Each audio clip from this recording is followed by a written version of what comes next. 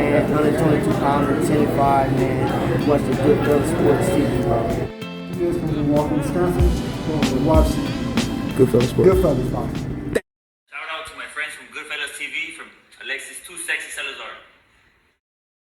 All right, man. Rumor has it that Adrien the Problem Broner, there's a rumor going on the internet, he gonna fight Redkach on BLK Prime in February.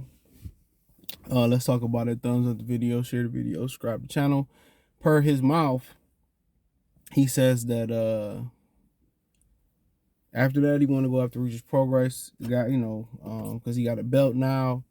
I think T.O. hit back at Regis. I seen something. He said that Regis said he'd knock out T.O. if the price was right. And T.O. was like, why the price got to be right? Why you talking about money? Like I said before, you hearing some things about Black Prime Saturday.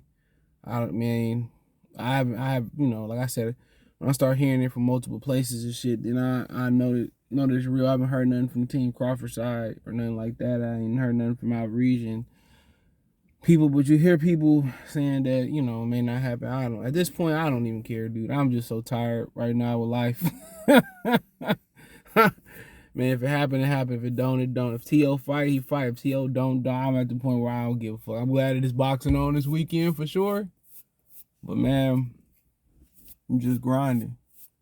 But yeah, with Broner, dude, February, we already into March, so December, so I'm tired of December, January, like, dude got like what, maybe 10 weeks at the most. He got a lot of weight to cut, him and Redkach supposed to fight, for his return after the Pacquiao fight, and for whatever reason it fell apart, you hear rumors of why he wasn't fighting. You hear rumors that, about the money and, Al holding the money. He asking niggas for money behind the scenes. I'm just saying that's what you're hearing. So, everybody put off a lot of things on Bob. A lot of people put a lot of things off on Al. They all, like I said, it's the same case, just different faces. It's the same shit. They all do the same thing. They have a structure for how to keep these fighters down. Trust me. There's a structure. If I pour some water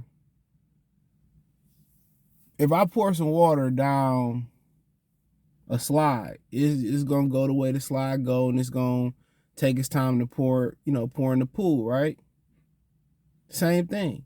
If somebody paying you, that money coming down the slide. How many people touching it? Think about it. You gotta think about whatever the company bring in. Guess what? The government probably gonna tax that. Even though tax evasion is tax avoidance is very key. But with that money coming, you gotta think about it. It's not getting taxed to the level that your money getting taxed on if the company is smart. They got all types of, things for minority owners and all this and this, that, and the third, but it's still getting taxed. You know what I'm saying? And you come around the slide, let's say you really worth $30 an hour and they paying you 20. Trust me, they don't pay people what they worth off rip. If they could pay you 20, they probably can pay you 25 minimum any successful business. So they tax you again, coming around the slide, coming down, the money, you get your stub, guess what? You gotta, the medical insurance gotta be pulled out, taxes, Medicare, social, all that gotta be taken out. It's hard to tax the wealthy who know what they doing. It's the difference between rich and wealthy. It's hard to tax the wealthy. Even some rich people who got their money tied up, right? When they get to talking about we can tax the wealthy and we can tax the rich, that's a tough task. It's hard to follow the money when it's tied up or when it's tied up. It's hard to follow the money when you got it tied up in Airbnbs, you got it tied up in the stock market, you got it tied up in real estate. That's the real shit. Commercial real estate, residential real estate, and it's tied up all through that. How can I tax something that a lot of people believe they don't believe in cash? You know what I'm saying? They believe in, keeping their assets, keeping their money within assets and buildings and stuff like that, like commercial real estate. And that's why you say, they say, well, this guy's worth let's say guy worth 5 billion, 5 trillion. He about to go buy the Astros or some shit. How fast can you liquidate? Let's say they want 2 billion for the Astros. How fast can you get that money out? How fast can you liquidate? How fast can I get the money out of that? So that takes time. That takes time. But at the end of the day, guess what? You can't burn it. You can't nobody reinvest that money. And really, and you probably get it, from your lawyer, you get a time frame of when you can, get that money back. You do get a time how fast you can liquidate that and get it in cash and send it over there. So that's what they do. They got a lot of secrets, and you learn the power of an LLC as well too. It's a lot of secrets where you can go get any car you want. Master P was talking about it, and you can just write it off on your LLC. You lease it and write it off. This is a complete write-off. It's your car. You probably could write off a nice portion of insurance too. So, like I said before, they have a system in which they keep boxers poor. They keep boxers down. The same system in Hollywood that they use to keep the average actor down. You got to sign with this manager. You know what I'm saying? You got to be with this talent agency. You know what I'm saying? Before that money come down the slide, that water come down the slide. How many people touching it? You know what I'm saying? And that ain't even, involving the rituals that's in there. So, at the end of the day, everybody think these dudes you see, they getting 2 million, they getting 3 million, they getting 100 million, man, bruh. Like I said before, it ain't 100, it ain't 2 by the time they get them. But for Adrien Broner, I mean, everybody look at the money. You come in the box and you fuck around, make your first million. Let's say you actually get $1 million. What you gonna do with it? Any average young person, they don't know, still know better. They gon' shit it away. Shaq said he did the same thing. You gonna have your fun. But you gotta get shit that appreciated, don't depreciate. What he say, guns and butter. But at the end of the day, if Adrien Broner could walk away, if Al Heyman was this genius in teaching his people, his fighters, how to invest their money, how to put their money in real estate, how to make their money make money for them, dude, if they one of these niggas wouldn't have no problem fighting once or twice a year. Because they'd be paid in the shade. They wouldn't have to borrow against the stone with Al Heyman and get a reduced check because he taking his interest out their check. He wouldn't have to go through that shit.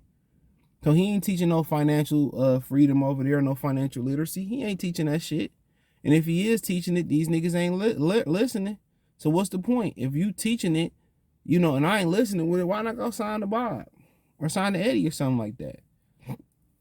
Talking about IRAs and all that other stuff and talking about retirement and all that. But if, all them niggas over there broke, I hear niggas over there talking about, I made this investment, I'm making this off this investment, but they owe Al Heyman. How? And what AB probably did was, AB probably was like, man, just keep the fucking money you owe me, man. Just let me go get some money. I need the money right now. And that's people do. They got a part of real estate, kind of a real estate game that do that shit. Your house is, your house is about to get foreclosed on or something like that, and they can say, you know what, man, we can make all this shit go away, pay you, and, and get rid of the house. I forget exactly what it's called. And they say it's it's a very sleazy thing to do. Instead of helping them save their house, you say, you know what, I'll give you 30. And you like, if I'm gonna lose the house for nothing, why not take 30, give me an apartment, put it down somewhere else, save that from being on my credit, save me, take the 30, take the 50, whatever. Meanwhile, they giving you 30, they about to make a whole flip off the house. They're about to make a whole 200-300 G's off the house. It's a grimy world, bro. But if you want to be self-made and you want to sit at that table with them, them 8-figure, 7-figure niggas and up, that's just the world you live in. You can't have a kind heart. And when they do give back and donate and all that shit, that's tax write-offs. So I think that's why he over there. He needed money and Al starved his ass out. He knew AB couldn't wait too much longer. He's like, man, let me go. So, all right, shit, we used you. You somebody else's problem now. But the Redkach fight, no, it is what it is.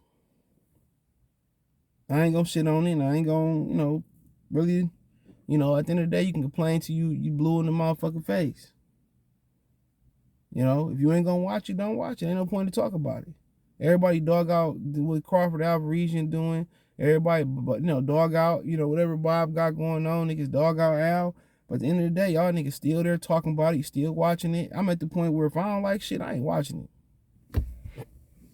That's kind of where I'm at with it right now. If I don't like it, man, I ain't gonna watch it. I ain't gonna talk about it unless something significant happen. And niggas call me, oh shit, Canelo lost to Beaver. Okay, shit. Let me wake up. I get up in the morning, watch the fight. You know, watch the fight. And then talk on it. Other than that, I'm kind of really ready to take the channel in a different direction. But might not do that. Might just keep it boxing and sports. And branch off and do something else. Though, a lot of options on the table. A lot of options, but we always gotta remember, tomorrow ain't promised, my niggas and my people. Women, guys, whatever y'all wanna identify yourself as. Tomorrow ain't promised. But AB and Redkach, what I'm noticing is a trend from Black Prime, right? And one of the trends that I'm noticing is that Terrence Crawford was previously in negotiations to fight Alvarez at one point with Top Rank. You know, they had talks, they had negotiations. For whatever reason, he wasn't the guy that got the nod, right? I think Adrien Broner and Redkach were supposed to fight each other, right? So it's kind of like Black Prime is like, you know what? Or some of these guys saying, you know what? We familiar with this guy. You know what I'm saying? Let's pick up talks and let's do stuff that we familiar with. We know kind of money he was talking.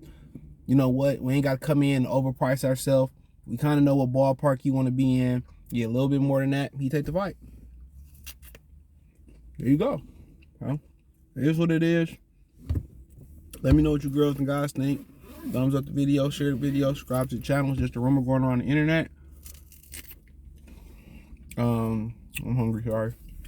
Thumbs up the video, share the video, subscribe to the channel. The subscribe button is the bell icon button. Hit all notifications, increase your chance to get notifications. We go live or drop a video. Financially want to support the channel. Cash App, $ CJ Good 313.